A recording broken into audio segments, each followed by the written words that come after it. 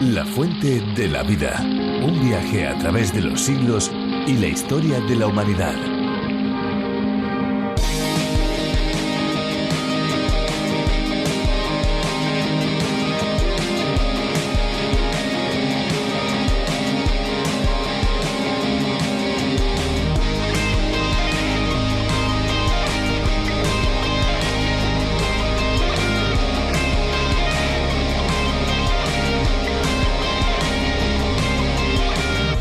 Los ríos son una fuente importante de recursos. Tanto la pesca como la ganadería dependen de sus caudales. Además, llenan los embalses para la producción de energía eléctrica. Pero en muchos lugares no se tiene el debido cuidado al tratar los ríos. Los daños a los lechos y márgenes producen muchos efectos adversos como inundaciones y muerte de peces. Debemos cuidar los ríos. Su agua es fundamental. Bienvenidos a La Fuente de la Vida, nuestro programa de estudio de la Palabra de Dios en el que recorremos capítulo a capítulo lo que Dios ha revelado a la humanidad. Les habla Esperanza Suárez y aquí conmigo Fernando Díaz Sarmiento.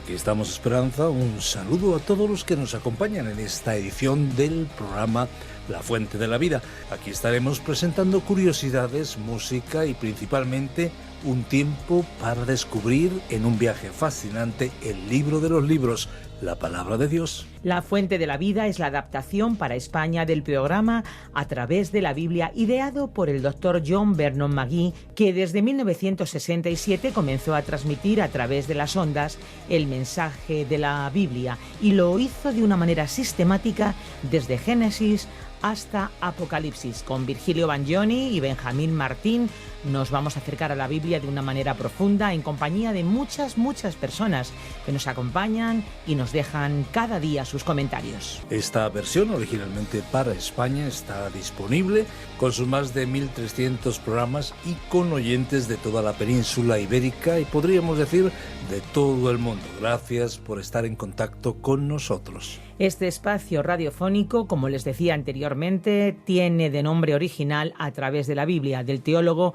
John Vernon McGee. Un programa que se escucha en diferentes idiomas, en más de 80 países. Qué bueno saber que tantas personas nos acompañan en el programa. Cuando la justicia se utiliza de mala manera, las injusticias campan por sus anchas y se produce un efecto contrario a lo que se espera. Hay muchas consecuencias negativas al no ser justos y al actuar de forma incorrecta, porque se puede volver incluso en contra de nosotros mismos. Dios es el justo juez y para Él no hay nadie mayor que los demás. Somos pecadores y necesitamos el perdón del Señor de la tierra y del universo entero. Ahora, a continuación, Virgilio Bagnoni nos va a seguir conduciendo por los caudales del Evangelio según San Mateo. Vamos a seguir avanzando en este primer libro del Nuevo Testamento. Efectivamente, nos vamos al capítulo 12 de Mateo y el capítulo 13. El día de reposo, también el hombre de la mano seca, son algunos de los temas que se ven dentro de estos capítulos. Sin olvidarnos de la madre y los hermanos de Jesús. Pues vamos allá. Vamos. La Fuente de la Vida. Hoy consideraremos Mateo capítulo 12, versículos 3 al 50. Nuestro programa anterior finalizaba con la escena en que los fariseos, observando que los discípulos de Jesús arrancaban espigas y comían los granos en el día sábado, le reprocharon a Jesús esa conducta. Leamos la respuesta de Jesús en los versículos 3 al 8. Pero él les dijo: ¿No habéis leído lo que hizo David cuando él y sus compañeros tuvieron hambre? ¿Cómo entró en la casa de Dios y comieron los panes consagrados, que no les era lícito comer ni a él ni a los que estaban con él, sino solo a los sacerdotes? ¿O no habéis leído en la ley que en los días de reposo los sacerdotes en el templo profanan el día de reposo y están sin culpa? Pues os digo que algo mayor que el templo está aquí. Pero si hubierais sabido lo que esto significa, misericordia quiero y no sacrificio, no hubierais condenado a los inocentes, porque el Hijo del Hombre es Señor del día de reposo. El ejemplo del rey David está registrado en el libro primero de Samuel, capítulo 21, versículos 1 al 6. Y sucedió en los días en que David fue rechazado, cuando aún reinaba Saúl. De hecho, el Señor Jesús estaba siendo rechazado como rey, pues su derecho mesiánico no había sido reconocido. El Señor cuidó de los suyos sin tener en cuenta la observancia del sábado, así como David había cuidado de sus hombres, aunque ello implicó quebrantar la ley de Moisés. Jesús les dijo que los sacerdotes trabajaban en el día de reposo y se les consideraba sin culpa, y también reclamó superioridad sobre el centro más santo de la vida religiosa, que era el templo. Para los fariseos, Jesús no solo había quebrantado el sábado, sino que había blasfemado. La cita del profeta Oseas, capítulo 6, versículo 6, que decía: «Misericordia quiero y no sacrificio», fue utilizada por el Señor para defender a sus discípulos, alegando que no habían quebrantado el sábado. Porque Jesús, como Señor del día del reposo, controlaba lo que se podía hacer en tal día. Al adoptar esta actitud, tocó la práctica religiosa más sagrada que los fariseos tenían. Para ellos, Jesús no podía haber presentado una reclamación mayor. De ahí nació su rencor y su odio. Dejamos ahora los campos donde tuvo lugar aquel encuentro para ir a la sinagoga. Pero quedaba sin resolver la cuestión del sábado. Leamos los versículos 9 al 11. Pasando de allí, entró en la sinagoga de ellos, y he aquí había allí un hombre que tenía una mano seca, y para poder acusarle le preguntaron diciendo: ¿Es lícito sanar en el día de reposo? Y él les dijo: ¿Qué hombre habrá de vosotros que tenga una sola oveja? Si ésta se le cae en un hoyo en día de reposo, ¿no le echa mano y la saca? El texto recalca que era la sinagoga de ellos. En otra ocasión Jesús, y con respecto al templo, que en un principio había sido el templo de Dios, tuvo que decirles: «Vuestra casa os es dejada desolada». Y aquel hombre con la mano seca habría sido colocado allí para que Jesús se viese obligado a sanarle. En ese caso hay que destacar dos admisiones importantes de sus enemigos. Primera, admitieron que él tenía poder para sanar a los enfermos. Como ya hemos visto, sus enemigos nunca cuestionaron su capacidad para realizar milagros, porque éstos eran demasiado evidentes. Por eso situaron a aquel enfermo en la sinagoga. Segunda, reconocieron que cuando una persona desvalida se cruzaba en el camino de Jesús, su compasión le impulsaba a sanarla incluso en el día sábado. Su pregunta sobre la legalidad de sanar en el sábado fue ideada para hacerle caer en una trampa. Sin embargo, fue Jesús quien les hizo caer en el lazo a sus enemigos, porque ellos admitieron que una oveja accidentada debía ser rescatada en el sábado. En realidad, la ley de Moisés lo permitía. Leamos el versículo 12. «Pues cuánto más vale un hombre que una oveja. Por tanto, es lícito hacer bien en el día de reposo». Este era el punto esencial de todo el problema. ¿Debería él hacer el bien en un sábado? Dice el versículo 13 que, sin tener en cuenta su respuesta, dijo al hombre: «Extiende tu mano». Y él la extendió y le fue restaurada, sana como la otra. Pasemos ahora al versículo 14, que inicia el párrafo que relata cómo los fariseos tramaron la muerte de Jesús. Pero cuando los fariseos salieron, se confabularon contra él para ver cómo podrían destruirle. Este punto señala la ruptura entre los líderes religiosos y Jesús, porque tomaron la decisión de destruirle. Hasta ese momento, los fariseos habían mantenido una actitud amistosa, tratando de beneficiarse de su popularidad. Pero como Jesús lo evitó, se convirtieron en sus enemigos. La ruptura se produjo por la cuestión del sábado y el conflicto se hizo público. De ahí en adelante aquellos sabuesos le siguieron la pista y no dejaron de acosarle hasta que al fin podrían cruzarse de brazos al pie de su cruz. Así que, a partir de aquel día, comenzaron a tramar su muerte y sin duda le habrían atrapado en esta ocasión si no hubieran tenido temor a la multitud. Dice el versículo 15: Mas Jesús, sabiéndolo, se retiró de allí, y muchos le siguieron y los sanó a todos. La actitud de los fariseos hizo que Jesús se retirase temporalmente porque la hora de su entrega aún no había llegado. Ellos no podrían tocarle hasta que llegase el momento divinamente determinado. Es interesante el detalle de que no solo sanó a algunos enfermos de la multitud, sino que les sanó a todos. No podemos ni siquiera imaginarnos la impresión que aquellos milagros causaron. Debieron resultar tan asombrosos que a las personas solo les quedaron las opciones de aceptarle o de rechazarle. Jesús es aún un personaje polémico. El enemigo todavía le persigue. En la actualidad se le denigra en ciertas obras, en el cine y en la literatura. También hoy solo se puede ser su amigo o su enemigo. Él será tu salvador o tu juez. No puedes librarte de estas dos opciones. Dice el versículo 16: y les advirtió que no revelaran quién era él. El Señor no había venido a esta tierra para ser un taumaturgo, un simple hacedor de milagros y prodigios. Vino como Mesías y fue rechazado, y continuó con su rumbo en dirección a la cruz para ser el Salvador del mundo. Pero sus milagros hicieron que las multitudes le oprimiesen de tal manera que no podía llevar a cabo su servicio y ministerio como él quería. Los versículos 17 al 20 explican por qué no debían revelar quién era él.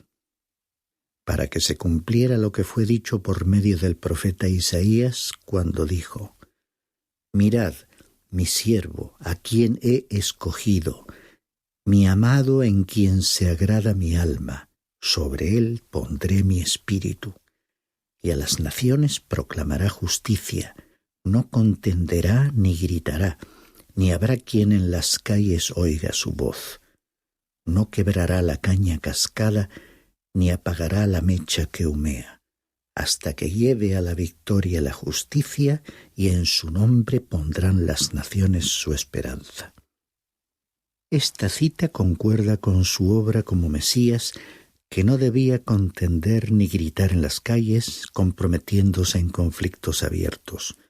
Su compasión se vería en que no quebraría la caña cascada, sino que vendaría la herida del que se lo permitiese.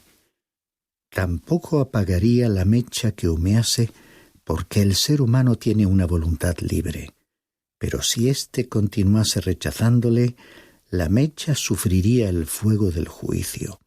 Finalmente se añade la profecía referente a los gentiles, es decir, a todas las naciones para las que hay salvación, lo cual también se está cumpliendo en nuestro tiempo.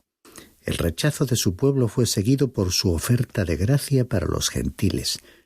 Cuando estudiemos el libro de los Hechos, veremos que el apóstol Pablo fue enviado como misionero a los gentiles. Leamos los versículos 22 y 23, incluidos en el párrafo titulado El pecado imperdonable. Entonces le trajeron un endemoniado ciego y mudo, y lo sanó de manera que el mudo hablaba y veía. Y todas las multitudes estaban asombradas y decían: ¿acaso no es este el Hijo de David? Los continuos milagros de Jesús sanando y expulsando demonios convencían a la gente de que él era el Hijo de David, el Mesías, y este era un caso difícil. Pero, ¿qué pensaban los fariseos? Leamos el versículo 24. Pero cuando los fariseos lo oyeron, dijeron: Este no expulsa los demonios, sino por Belcebú, el príncipe de los demonios. Este es el asunto del pecado imperdonable. Leamos los versículos 25 al 27. Y conociendo Jesús sus pensamientos, les dijo: Todo reino dividido contra sí mismo es asolado, y toda ciudad o casa dividida contra sí misma no se mantendrá en pie. Y si Satanás expulsa a Satanás, está dividido contra sí mismo. ¿Cómo puede entonces mantenerse en pie su reino? Y si yo expulso los demonios por Beelzebú, ¿por quién los expulsan vuestros hijos? Por tanto, ellos serán vuestros jueces. Ellos nunca dirían que los exorcistas judíos echaban demonios por el poder del príncipe de los demonios. Continúa el versículo 28 diciendo: Pero si yo expulso los demonios por el Espíritu de Dios, entonces el reino de Dios ha llegado a vosotros. Sí, el reino se había acercado en la presencia del Mesías y el poder para expulsar a los demonios era su credencial. Leamos los versículos 29 al 32. ¿O cómo puede alguien entrar en la casa de un hombre fuerte y saquear sus bienes si primero no lo ata? Y entonces saqueará su casa. El que no está conmigo está contra mí, y el que no recoge conmigo desparrama. Por eso os digo, todo pecado y blasfemia será perdonado a los hombres, pero la blasfemia contra el Espíritu no será perdonada. Y a cualquiera que diga una palabra contra el Hijo del Hombre, se le perdonará. Pero al que hable contra el Espíritu Santo, no se le perdonará ni en este siglo ni en el venidero. No hay un solo pecado cometido en el pasado que Cristo no pueda perdonar hoy, porque Él murió por todos los pecados. El Espíritu Santo vino al mundo para hacer real la salvación en Cristo en los corazones de los seres humanos. Si tú resistes la obra del Espíritu de Dios cuando te está hablando, por supuesto, no habrá perdón, porque habrás rechazado la salvación que el Espíritu puede hacer efectiva en tu vida, es decir, la regeneración.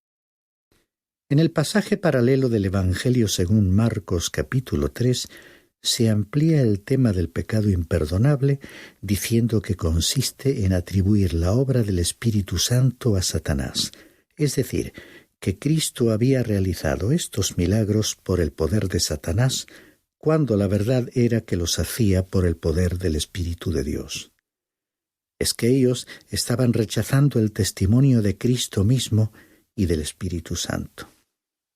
En nuestra época, este pecado concreto no podría cometerse porque requeriría que Jesús estuviese aquí en la tierra realizando aquellos milagros con el poder del Espíritu. No hay pecado que tú cometas que no pueda ser perdonado. Como he dicho antes, si resistes al Espíritu Santo, no habrá perdón, porque Él te está trayendo el perdón. Es como si una persona se estuviese muriendo de cierta enfermedad y se negase a tomar la medicina que el médico ha dispuesto para ella. Esa actitud, y no su enfermedad, le causaría la muerte. Solo hay un remedio para la enfermedad del pecado, y el Espíritu Santo lo aplica. Si te resistes o te niegas, ya no habrá remedio. Esta es la única manera en que un pecado pueda ser hoy imperdonable. Leamos desde el versículo 34 al 37. Camada de víboras, ¿cómo podéis hablar cosas buenas siendo malos?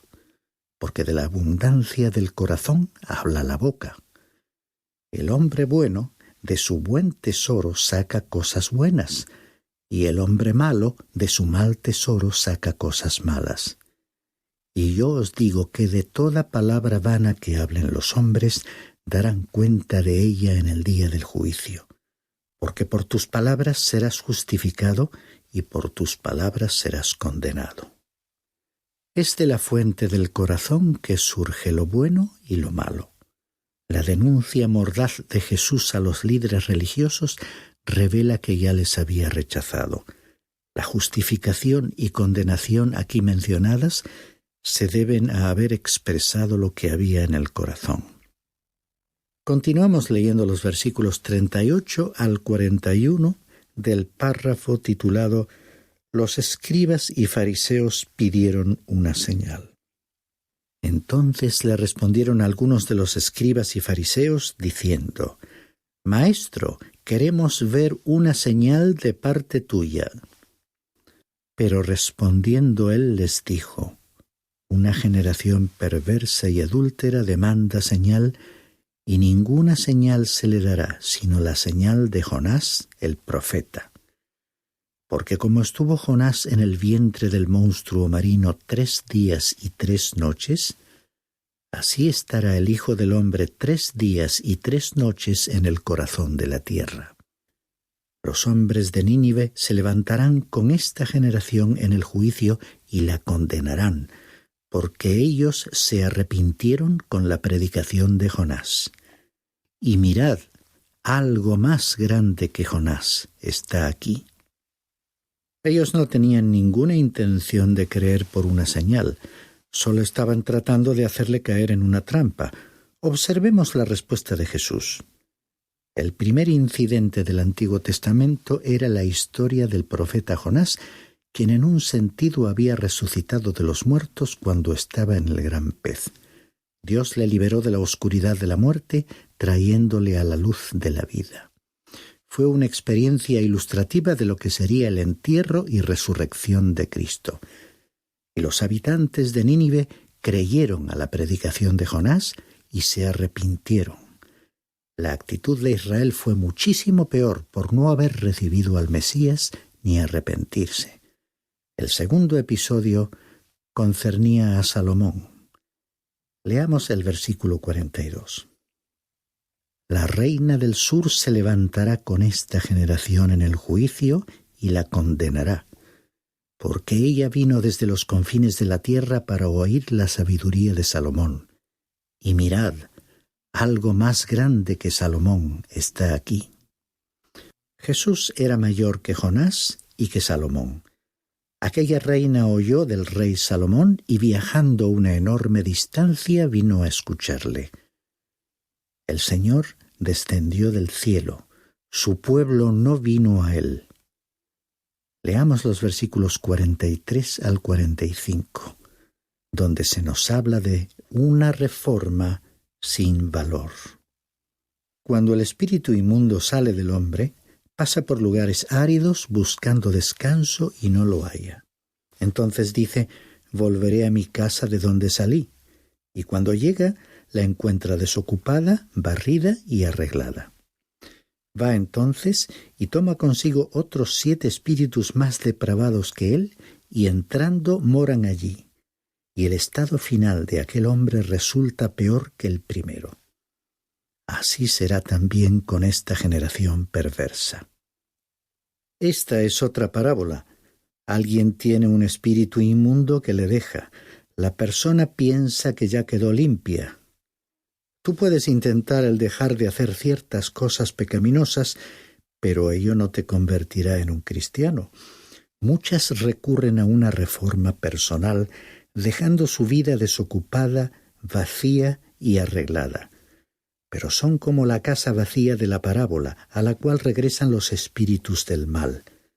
Esa casa sigue perteneciendo al mal. La reforma trae muerte y destrucción, pero la regeneración, vida y libertad.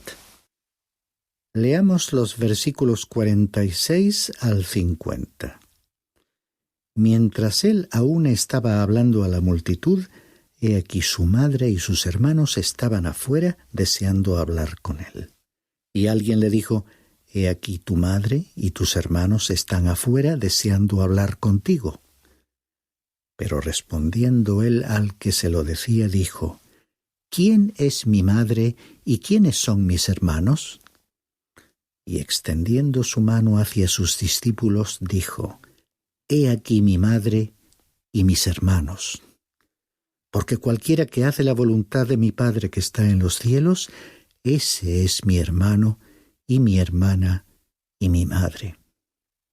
Esta sorprendente y última sección del capítulo nos enseña que hay una relación mayor que la que existe entre una madre y un hijo y entre hermanos carnales. Es la relación establecida con Dios a través de Jesucristo por la fe en Él. El Señor estaba diciendo que la relación más fuerte es la que une a Cristo con un creyente. Se trata de una nueva relación. ¿Y cuál es la voluntad del Padre? Que escuches al Señor Jesucristo, que le aceptes y que confíes en Él.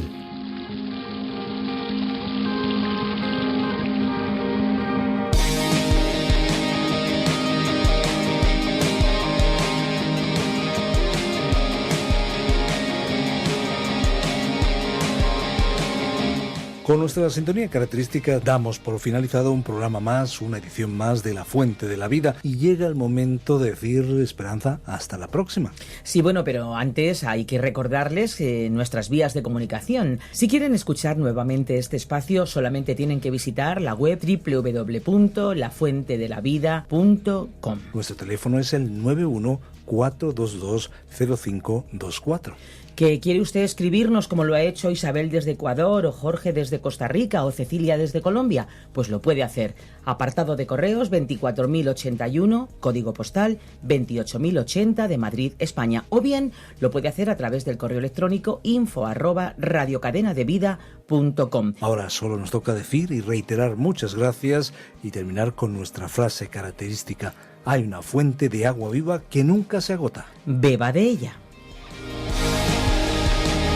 Muchas gracias por ver este vídeo. Suscríbete al canal si aún no lo has hecho y activa las notificaciones para no perderte las novedades de La Fuente de la Vida. ¡Te esperamos! Este ha sido un programa de Radio Transmundial producido por Radio Encuentro, Radio Cadena de Vida.